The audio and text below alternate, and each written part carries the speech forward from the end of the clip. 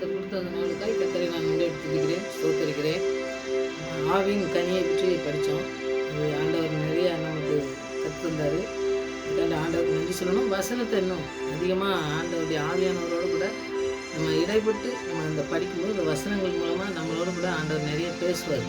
அதுதான் நம்ம உறுதியாக பற்றி பிடிச்சி கொண்டு நம்ம ஜெபிக்கணும். வார்த்தையில் ரொம்ப அதிகமான நேரத்தை செலவு செஞ்சு அவனுடைய பாத்தில் அமர்ந்திருந்து நம்ம கேட்கும்போது நமக்கு புரியாததெல்லாம் அவர் நமக்கு நல்ல விலைக்கு தரக்கூடிய ஒரு தகப்பன் நமக்கு இருக்காது. நம்ம எங்கேயோ போய் படித்தாதான் நம்ம பண்ண முடியும் அப்படிங்கிறதெல்லாம் கிடையாது. ஆண்டோடைய வசனம் மாத்திரம் அவர் எழுதுனதுனால அவர் நமக்கு கற்றுத்தந்தாருனாலே நம்முடைய வாழ்க்கையில் நிறைய காரியங்களை மற்றவங்களுக்கும் பிரயோஜனமாக இருக்கிறதுக்கு நம்மளை ஆண்டவர் பயன்படுத்தக்கூடிய காலங்கள் தான் இந்த நாட்கள். அதனால் வசனத்துக்கு நம்ம முக்கியத்துவம் கொடுத்து அதுக்கு நேரத்தை செலவு செஞ்சு அவர் பார்த்துட்டு இருக்கும்போது ஆண்டவர் பெரிய காரியங்களை தண்ணி கொடுக்குற மரமாய் மாற்றுவார். அடுத்தது இன்றைக்கி 5வது அதிகாரத்தில் 24, 25 தான் நம்ம இன்றைக்கி தியானிக்கலாம். கிறிஸ்துவனுடையவர்கள் தங்கள் மாம்சத்தின் அதன் ஆசை இச்சைகளையும் சிலுவையில் அறைந்திருக்கிறார்கள். நாம் ஆவினாலே பிறத்திருந்தால் ஆவிக்கேற்றபடி நடக்கவும் கடவும். இப்போ ஆண்டவர் சிலுவையில் நம்ம அறையப்படணும் அப்படிங்கிறது தான் சொல்கிறத அவர் எப்படி சொல்கிறாரு. நம்ம அந்த வசனங்களை தியானிக்கும் பொழுது ஆண்டவர் நமக்கு நிறைய கற்றுருவார். அதை நம்ம இன்றைக்கி தியானிக்கலாம். நம்ம தியானிக்கும் பொழுதே ஆண்டுடைய வசனம் நம்மளை எப்படி நடத்தணும்னு சொல்லி நம்ம முழுவதுமாக அர்ப்பணிச்சிடணும். அர்ப்பணிக்கும் பொழுது ஆண்டவர் பெரிய காரியங்களை நம்மளுடைய வாழ்க்கையிலே செய்வார். ஜெயிப்போம். நல்ல தகப்பனே உங்களுக்கு நன்றி செலுத்துகிற சுவாமி.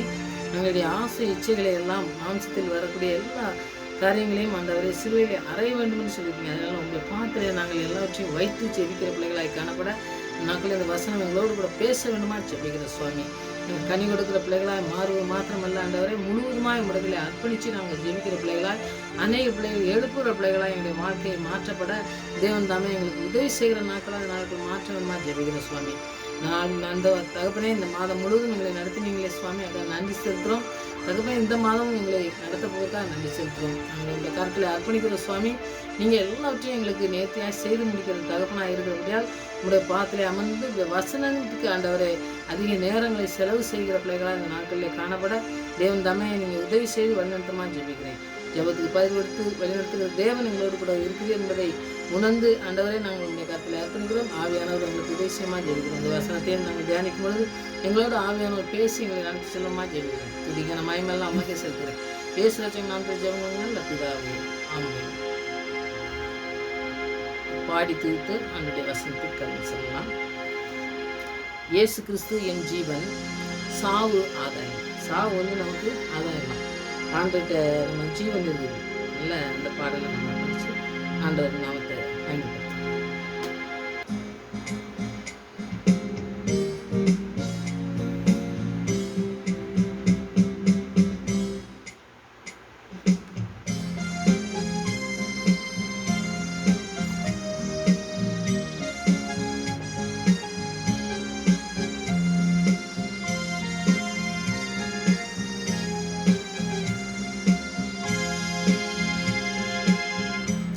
கிறிஸ்து என் ஜீவன், சாவது ஆதாயமே. இயேசு கிறிஸ்து என் ஜீவன், சாவது ஆதாயமே. வாழ்வது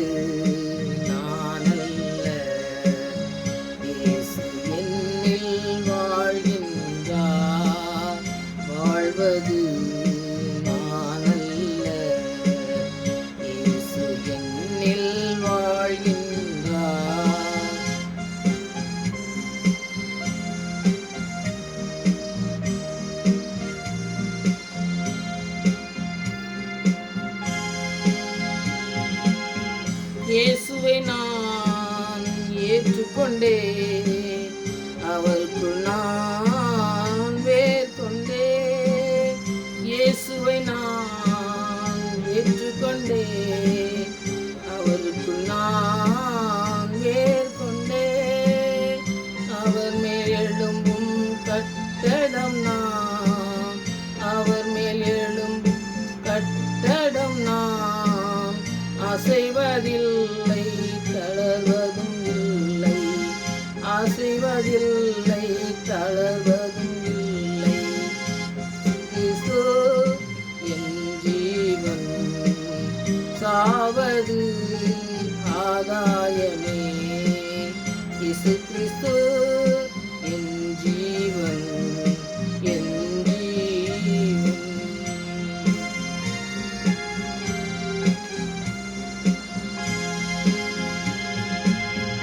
என்ன வந்தாலும் கலங்கிடாமல் இடுக்க நேரம் சோத்தரிப்பேன்.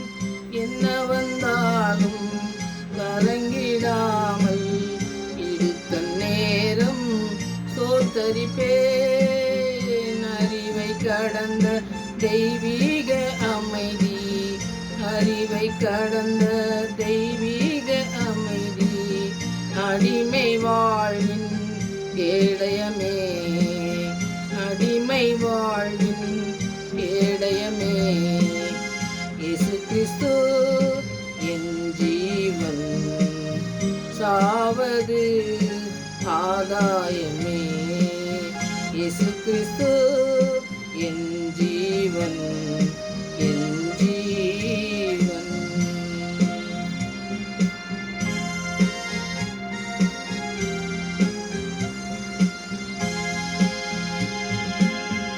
எனது ஜீவன் கிறிஸ்துவுடனே தேவனுக்குள்ளே மறைந்தது. எனது ஜீவன் கிறிஸ்துவுடனே தேவனுக்குள்ளே மறைந்தது. ஜீவன் கிறிஸ்து வெளிப்படும் நாளில், ஜீவன் கிறிஸ்து வெளிப்படும் நாளில் மகிமையில் நான் வெளிப்படுவேனே, மகிமையில் நான் வெளிப்படுவேனே. இயேசு கிறிஸ்து என் ஜீவன், சாவது ஆதாயமே. இயேசு கிறிஸ்து என் ஜீவன், என் ஜீவன்.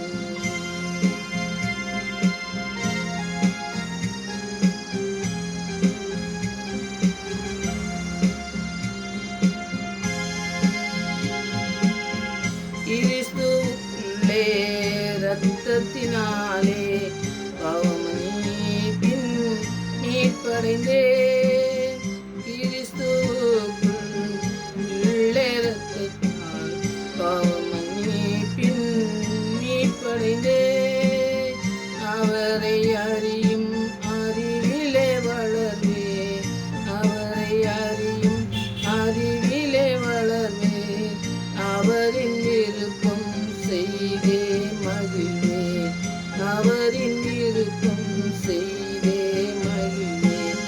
இயேசு கிறிஸ்து என் ஜீவன், சாவது ஆதாயமே. இயேசு கிறிஸ்து என் ஜீவன், என் ஜீவன்.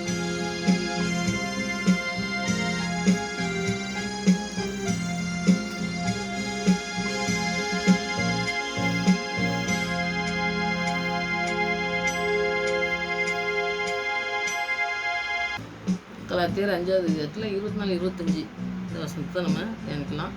கிறிஸ்துவனுடையவர்கள் தங்கள் மாம்சத்தையும் அதிக ஆசை இச்சைகளையும் சிலுவையில் அறைகிறார்கள். இந்த வசனத்தை நீங்கள் படிச்சிங்கனாக்கி ரொம்ப ஆண்டவருடைய வசனம் எப்படி பேசுன்னு பாருங்கள். கிறிஸ்துவனுடையவர்கள் தங்கள் மாம்சத்தின் அதன் ஆசை இச்சைகளையும் நிறையா இது எல்லாமே ஒன்றுக்குள்ளே ஒன்று இருக்கிறதுனால ஒன்று போல் படிக்கும்போது நமக்கு இது நல்லா புரியும். அதனால் புரிகிற மாதிரி நமக்கு ஆண்டவர் எழுதியிருக்காரு. நாம் ஆவினாலே பிழைத்திருப்பதால் ஆவிக்கேற்றபடி நடக்கவும் கடவோம். இப்போ ஆவியானவர் தான் எல்லாத்தையுமே நம்ம கற்றுறக்கூடியவர். நான் அந்த கனி கொடுக்குற மரம்லாம் படிக்கும்போது பார்த்திங்கன்னாக்கா ஆண்டவர் தான் எல்லாம் செய்யணும்னு நான் சொன்னேன். அப்போ ஆண்டவருடைய வசனம் ஆவியானவர் இல்லைன்னா நமக்கு எதுவுமே இல்லை. அதனால் அந்த காரியத்தை செய்யும் பொழுது சிலுவையில் அறையப்பட்டாலும் அந்த மாம்ச இச்சை எல்லாத்தையுமே சிலுவையில் அறையப்பட்ட பொழுதும் ஆண்டவருக்காண்டி என்ன செய்கிறோன்னு பாருங்கள். அந்த 25வது வசனம், ஆவினாலே பிழைத்திருக்கும் ஆவிக்கேற்றபடி நடக்கும் செய்தோம். ஆவினால் தான் நம்மளை பிழைச்சிக்க வச்சு ஆண்டவர் நம்மளை வந்து கனி கொடுக்குற மரமாக மாற்றுறாரு. அவர்னால தான் நம்ம வந்து அவருக்கு ஏற்றபடி நம்ம நடக்கணும். அவர் என்ன சொல்கிறாரோ அதுபடி நடக்கணும். இப்போ நம்ம வந்து பாருங்கள், மாம்ச இச்சை இந்த இதெல்லாம் நிறைய படித்தோம். நம்ம என்ன கிறிஸ்துவுக்குள்ள நம்ம அதை அறையப்படணும் அப்படிங்கும்போது பார்த்திங்கனாக்கி ஆண்டவர்கிட்ட அந்த சிலுவையில் அறையப்படணும்னா நிறைய சொல்லுவாங்க, சிலுவையிலே அறையவா அப்படின்னு சொல்லுவாங்க. இல்லை, சிலுவையில் அறையப்படணும்னாக்கி ஆண்டவருக்கு பிரியமில்லாத காரியங்களை நம்ம செய்யும் பொழுதே அந்த மாம்ச இச்சை அதெல்லாம் வருது பார்த்திங்களா. அது வந்து ஆண்டுக்கு பிரியமில்லாத காரியங்கள் செய்யும்பொழுது, நம்ம ஒரு காரியங்கள் செய்யும்பொழுது பார்த்திங்கன்னா சிலுவையில் அறையினாக்கி நம்ம பெரிய பாவம் செஞ்சவங்கள தான் அவங்கெல்லாம் அரைஞ்சாங்க. ஆனால் ஆண்டவர் பாவம் செய்யாதவர் அரைஞ்சி அந்த பாவத்தை மன்னிக்கிறதுக்கு நமக்கு விடுதலை தரதுக்கு அதில் வந்து அறையப்பட்டு ஒரு 3 நாள் உயிரோடு இருந்தாருன்னு சொல்லி நம்ம நிறைய விளக்கங்கள்லாம் நம்ம படிக்கும்.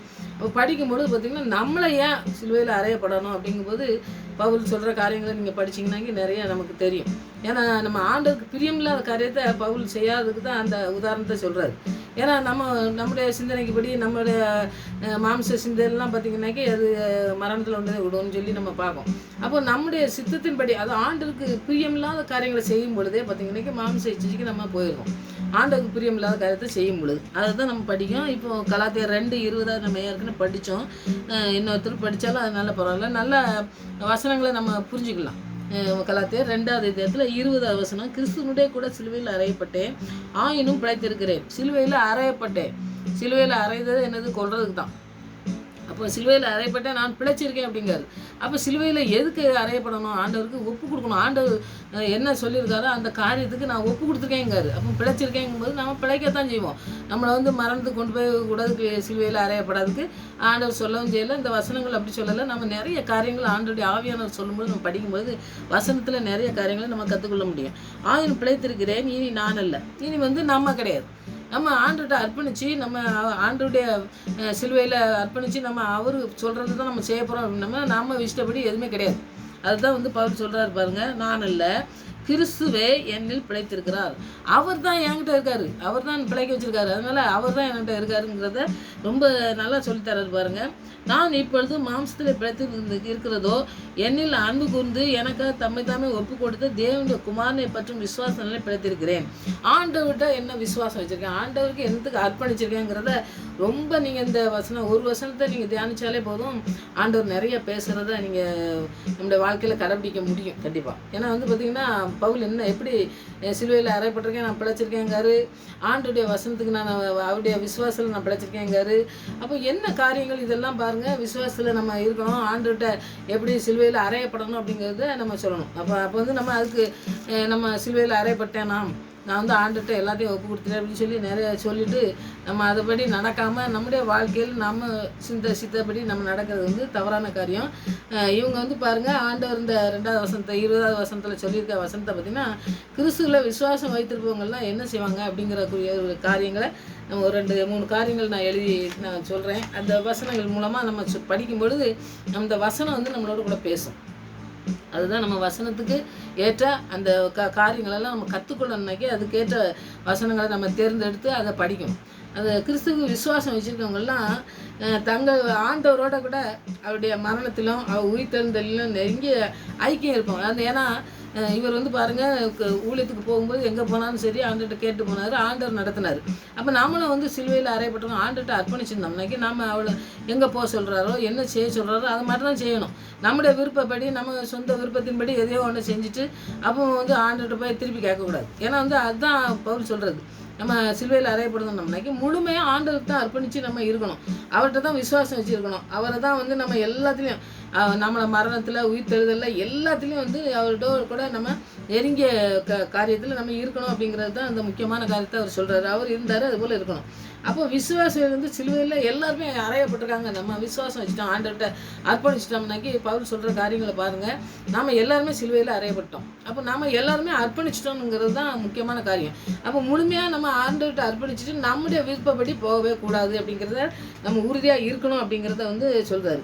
அப்போ வந்து ரட்சிப்பு அதெல்லாம் இந்த நியாயப்பிரமாணத்தின் மூலமாக வர்றதெல்லாம் இப்போ வருது பார்த்திங்களா, அது வந்து அதுக்கு மறித்து அது நியாயப்பிரமாணத்தை நிறைவேற்றினார் ஆண்டவர். அப்போ ஆண்டவர்கிட்ட நம்ம சிலுவையில் அறையப்படும் பொழுது எல்லாமே நமக்கு நிறைவேற்றப்படுது.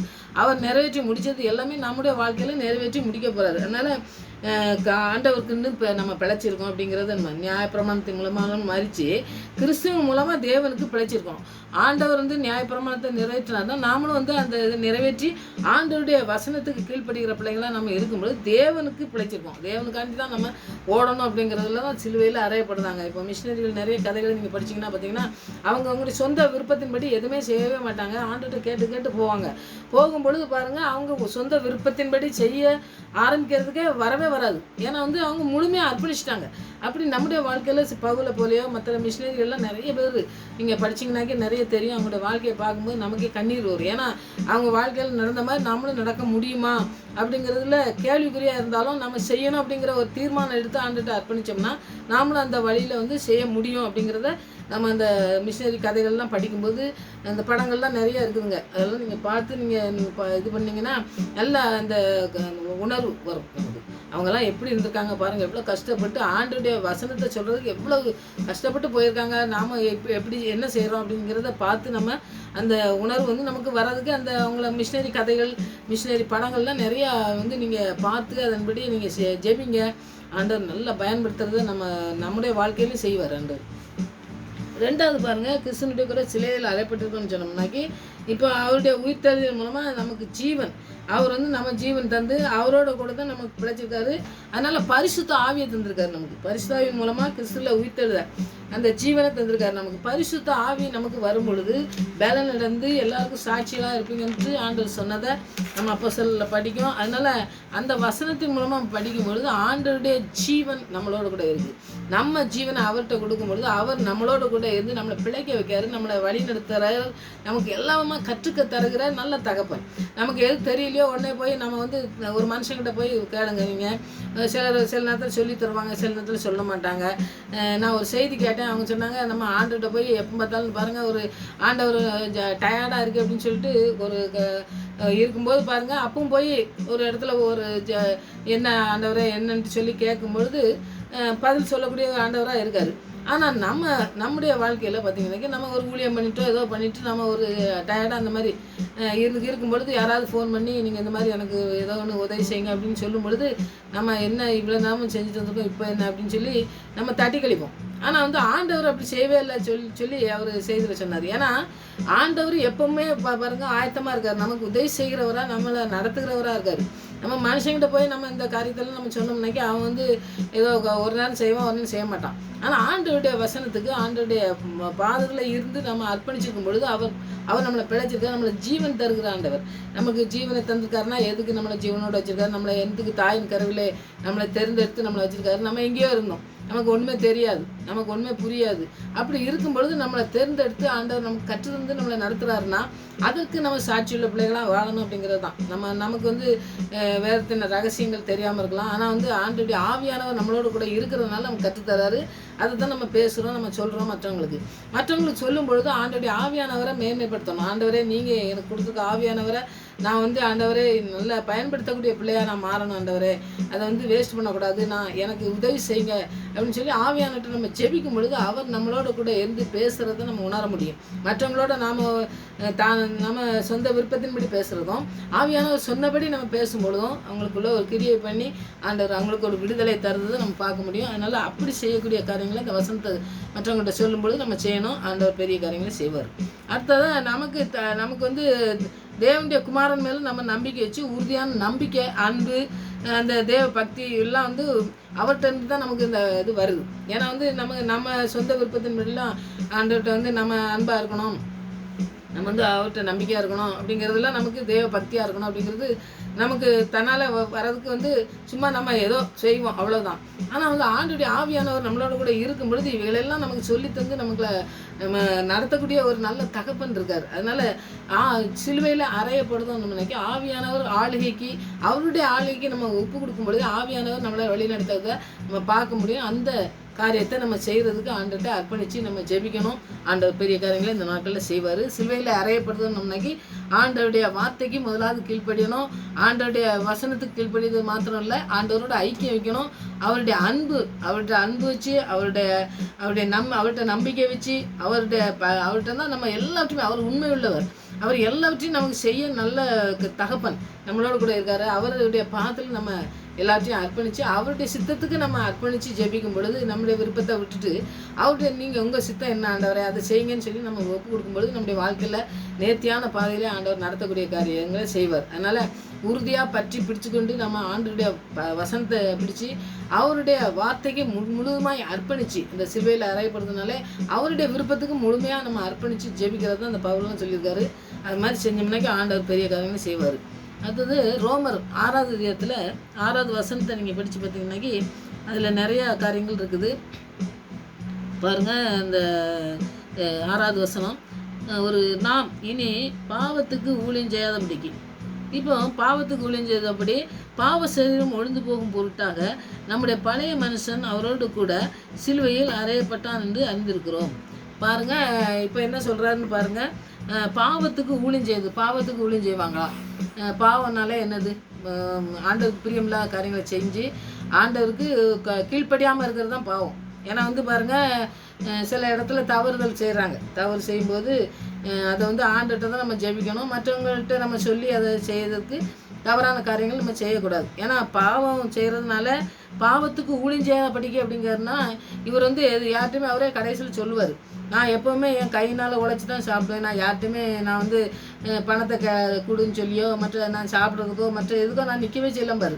அப்படி நம்ம இந்த நாட்களில் ஊழியம் செய்யும் பொழுது பார்த்திங்கனாக்கி நிறைய காரியங்களில் நம்ம ஊழியம் செய்தது ஆண்டவருடைய வார்த்தையை நம்ம விலை பேசக்கூடாது. ஆண்டவர் நமக்கு ஆசீர்வாதத்தை தரக்கூடிய நல்ல தகப்பன். அவர் அவர் தான் எல்லாத்தையும் உண்டாக்குனவர், அவர் தான் எல்லாத்துக்கும் தலைவராக இருக்கார் அப்படின்னு சொல்லி நாம் விசுவாசிச்சோம்னாக்கி இந்த காரியங்கள் நம்ம செய்ய மாட்டோம். இந்த காரியங்கள் நமக்கு பணத்துக்காண்டி நம்ம ஊழியம் பண்ணுறோம் பார்த்தீங்களா, அந்த மாதிரி ஊழியம் செய்கிறது தவறான காரியங்கள் தான். ஆண்டவர்கிட்ட ஜெபித்தோம்னா ஆண்டவருக்கு ஊழியம் பண்ணுறவன்னா ஆண்டவர் கனப்படுத்துகிற ஆண்டவராக இருக்கார். ஏன்னா அவருக்கு ஊழியம் பண்ணுறவன் யாருமே குறைஞ்சி போகிறதே கிடையாது. ஆண்டவருக்கு ஊழியம் பண்ணி யாராவது விழுந்து போகிறாங்களான்னு பாருங்கள். உண்மையாக ஊழியம் பண்ணுறவங்க எல்லாருமே ஆண்டவர் உயர்த்துக்கிற நல்ல தகப்பன். அதனால் அவருக்கு ஊழியம் செய்கிறது நாம் இந்த பாவத்துக்கு ஊழியம் செய்கிறதல்ல இல்லை அப்படிங்கிறாரு. அப்போ பவுல் சொல்றது பாருங்கள், பாவ சரீரம் ஒழிந்து போகும் பொருட்டாக நம்முடைய பழைய மனுஷன், நம்ம பாவம் செஞ்சு மற்ற காரியங்கள்லாம் செய்கிறோம் பார்த்தீங்களா, அது எல்லாமே ஒழிஞ்சு போயிடணும். நம்முடைய பழைய மனுஷன் அவரோட கூட சிலுவையில் அறையப்பட்டான்னு அறிந்திருக்கிறோம். அப்போ நம்ம அறிவு இருக்கணும். நமக்கு அந்த அறிவு இருந்தால் தான் நம்ம வாழ்க்கையில் நம்ம அந்த செயலாற்றி வழிநடத்த முடியும். நம்ம சிலுவையில் அறையப்பட்டுட்டோம், ஆண்டவர்கிட்ட அர்ப்பணிச்சிட்டோம். அப்போ இனிமேல் யார் அவர் அறையப்பட்ட அறிஞ்சிருக்கோம்னாக்கி நமக்கு அறிஞ்சிருக்கோம், நம்ம தெரியும். அதனால நம்ம இந்த பழைய மனுஷன் எங்கேயுமே இங்கே வரக்கூடாது. நம்ம புதிய மனுஷனாக நம்ம மாறிட்டோம். அப்போ இப்போ எல்லாம் பழையகள் ஒழிந்து போனால் எல்லாம் புதிதாக மாறினு சொன்ன மாதிரி அந்த பழையகள் ஒழிந்து போகணும். அந்த காரியங்களை தான் அவர் சொல்கிறாரு. பழைய மனுஷன் சிலுவையிலே அறையப்பட்டிருக்கான் அப்படின்னு சொல்லி நம்ம அறிஞ்சிருக்கோம்னா நம்ம அறிவு இருக்கணும். நமக்கு அறிவு இருந்தால் தான் அந்த பழைய மனுஷனை நம்ம திருப்பி வராமல் இருக்கிறதுக்கு நம்ம அந்த சிலுவையில் அறையப்பட்டோம்னா முழுமையாக அர்ப்பணிக்கணும்னு சொல்கிறேன் பாருங்கள். அர்ப்பணிச்சிருந்தா மாத்திரம்தான் அந்த பழைய மனுஷன்னா பழைய காரியங்கள் எது இல்லாமல் இருக்கும். அவர் சொல்கிறாரு பாவத்துக்கு ஊழியம் செஞ்சேன்னு சொல்லி, அந்த மாதிரி காரியங்கள் நிறைய இருக்கலாம். பாவம்னா ஊழியம் செய்வது மாத்திரம் இல்லை, நிறைய காரியங்கள் நம்முடைய வாழ்க்கையில் நிறையா வேண்டாத காரியங்கள் ஆண்டவருக்கு பிரியமில்லாத காரியங்களும் செஞ்சுருப்போம் பார்த்தீங்களா, அதெல்லாம் ஒழிஞ்சு போகணும். சிலுவையில் அறையப்பட்டாலே அது என்ன செஞ்சுருக்கணும், அது ஒன்றுமே வரக்கூடாது, திருப்பி வரக்கூடாது அப்படிங்கிறத அவர் சொல்கிறாரு. அதில் 2 காரியம், பழைய மனுஷன் அப்புறம் புதிய மனுஷன். பழைய மனுஷன் எப்படி இருப்பான்னா, பழைய மனுஷன் இந்த சுயத்தில் அவருடைய கிறிஸ்துவில் சிலுவையில் அறையப்பட்டிருக்கோம்னு சொல்லி சொன்னாலும் அவங்க தன்னுடைய சொந்த விருப்பத்தின்படியே நடப்பான். இப்போ கிறிஸ்தவங்கள் எல்லாருமே நம்ம அப்படி சொல்ல முடியாது.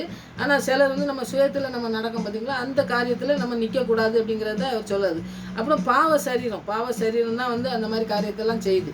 நம்முடைய பாவ சரீரத்தை அவர் சிலுவையில் அறையப்படணும்.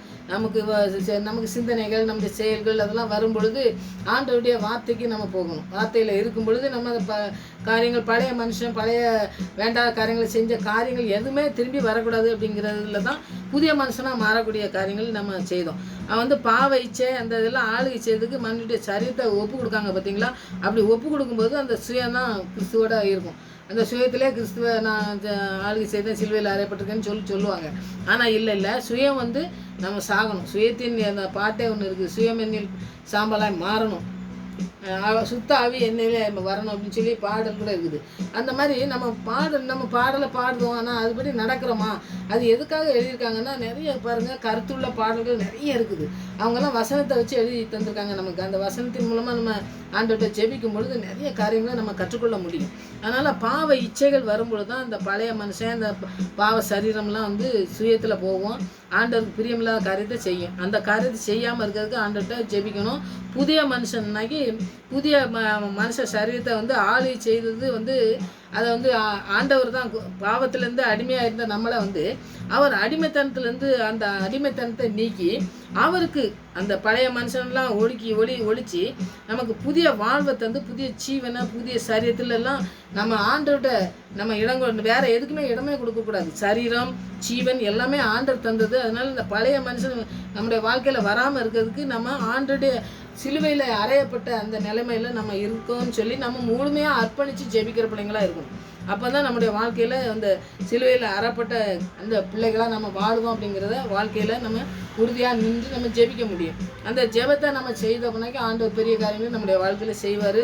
அந்த ஆண்டவருடைய சிலுவையில் அறையப்பட்டிருக்கோம், எல்லாத்தையும் நான் சிலுவையில் அறையப்பட்டேன், நான் எல்லாத்தையும் ஒப்பு கொடுத்துருக்கேன் ஆண்டவரே, நீங்கள் தான் எல்லாத்தையும் நீங்கள் நடத்தணும்னு சொல்லி நம்ம அர்ப்பணித்து ஜெபிக்கும் பொழுது அவர் நமக்கு பெரிய காரியங்களை செய்வார். அதனால் நம்ம சாயம்னாக்கி நம்ம ஆண்டோடைய சிலுவையில் அறையப்பட்ட பிள்ளைங்களா அவருக்கு அர்ப்பணித்து அவருக்கு பிரியமில்லாத காரியங்கள் செய்யாமல் நம்ம வாழ்க்கையில் வாழ ஆண்டோடைய வசனத்தை தியானிக்கணும். ஆண்டோடைய ஆவியானவர் மூலமாக என்ன சொல்கிறாரோ அதை கற்றுக்கிட்டு நம்ம வாழும் பொழுது அவருக்கு மாத்திரம்தான் எல்லா முதலிடம் எல்லாமே அவருக்கு தான். நமக்கு எல்லாம் சிலுவையில் எல்லாத்தையும் செய்து முடிச்சு ஆண்டவருக்கு துதி கன மகிமையை நம்ம செலுத்தி ஒவ்வொரு நாளும் துதிக்கிற பிள்ளைங்களா, ஒவ்வொரு நாளும் அறிக்கை செய்கிற பிள்ளைகளா, அர்ப்பணிக்கிற பிள்ளைகளா நம்ம வாழும் பொழுது அவர் எல்லாவற்றையும் அற்புதமாக நம்மளை நடத்தக்கூடிய காரியங்களை செய்வார். அதனால் சிலுவையில் அறையப்பட்டதுனாக்கி சிலுவையில் அறையப்பட்டது மாத்திரம் இல்லை, ஆண்டவருக்கு கீழ்ப்படியாமல் இருக்கிறத இந்த சுயத்தெல்லாம் ஒழிக்கணும். ஆண்டோடைய சித்தத்துக்கு நம்மளை முழுவதுமாக அர்ப்பணித்து ஜெயிப்போம். ஆண்டவர் பெரிய காரியங்களை இந்த நாட்டிலும் செய்வார். வசனங்கள் மூலமாக நம்ம தியானிச்சிருக்கோம். ஆண்டவர் பெரிய காரியங்களை செய்ய நீங்கள் சிலுவையில் ஆண்டவருடைய வார்த்தைக்கு எல்லாத்தையும் அர்ப்பணிச்சிருங்க. முழுவதுமாக நம்ம அர்ப்பணித்து நம்ம ஒவ்வொருத்தரும் ஜெபிப்போம். ஆண்டவர் இந்த மாதம் முழுதும் நம்மளை நடத்தக்கூடிய வல்லமுள்ள வார்த்தைகள் இந்த 9 மாதம் ஆண்டவர் நடத்தியிருக்காரு. 10ஆவது மாதம் நம்ம கடந்து வந்திருக்கோம். ஆண்டவர் பெரிய காரியங்களை செய்து கொண்டு தான் இருக்கார். இன்றைக்கி நம்முடைய கஷ்டங்கள், நோய்கள், பிரச்சனைகள் எல்லாவற்றையும் நம்மளை நடத்தி கொண்டு வர நல்ல தகப்பனுக்கு நம்ம முழுவதுமாக அர்ப்பணிக்கிற பிள்ளைகளாக இந்த நாட்களில் காணப்பட தேவன் அற்புதமாக நடத்துவார்னு சொல்லி நான் விசுவாசிக்கிறேன். நீங்களும் விசுவாசத்தோடு ஜெபிங்க. அந்த பெரிய காரியங்கள் செய்வார். ஆமென். ஜெயிப்போம். என் தேவனே நான் என்றும் உந்தன் சொந்தம், என் ராஜனே அனுதினமும் வழி நடத்தும், என் தேவனே நான் என்றும் உந்தன் சொந்தம், என் ராஜனே அனுதினமும் வழி நடத்தும். ஆம் சுவாமி, ஒவ்வொரு நாளும் நீங்கள் வழி நடத்துவதை நாங்கள் காண்கிற ஆண்டவரே, கண்டு உண்மை துதிக்க சோதரிக்கிறோம் ஆண்டவரே. நீங்கள் செய்து வருகிற நன்மைகளுக்காய் நன்றி ஆண்டவரே. நாங்கள் கீழே விழாதபடி எங்களை தூக்கி எடுக்கிற நல்ல தகப்பன் இருக்குமே, நன்றி ஆண்டவரே. எங்களை ஒவ்வொரு நாளும் தூக்கி சுமக்கிற தேவன், எங்களை ஆண்டவரை கரம் பிடித்து நடத்துகிற தேவனாக இருக்கீங்க. எங்களுக்கு ஞானத்தை தந்திருக்கீங்க. அந்த ஞானத்துக்காய் நன்றி ஆண்டவரே. உம்முடைய ஞானத்தினால் நிறைத்து ஆண்டவரே நாங்கள் நடந்து செல்லவும், நாங்கள் ஆண்டவரை கடந்து செல்கிற பாதையிலும் ஒவ்வொருவரோடு கூட பேசும் பொழுதும் நடக்கும் பொழுதும் ஆண்டவரே உங்களுடைய வார்த்தை எங்களை தாங்கி வழிநடத்துகிற தயவுக்காக நன்றி செலுத்துகிறோம் சுவாமி.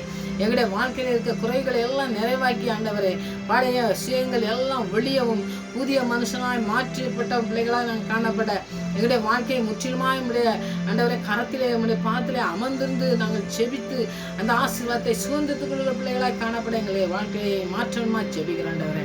எங்களுடைய ஆவி ஆத்மா சரீரம் முழுவதையும் நீங்கள் ஆளுகை செய்ய வேண்டுமா ஜெபிக்கிறேன். எங்களுடைய தாயின் வயிற்றிலே நீங்கள் உருவாகுவதற்கு முன்பாகவே எங்களை தெரிந்து கொண்டு எங்களை எப்படி நடத்த வேண்டும் என்று ஆண்டவரை தீர்மானித்து எங்களுடைய வாழ்க்கையில ஒரு திட்டம் வைத்திருக்கீங்க சுவாமி.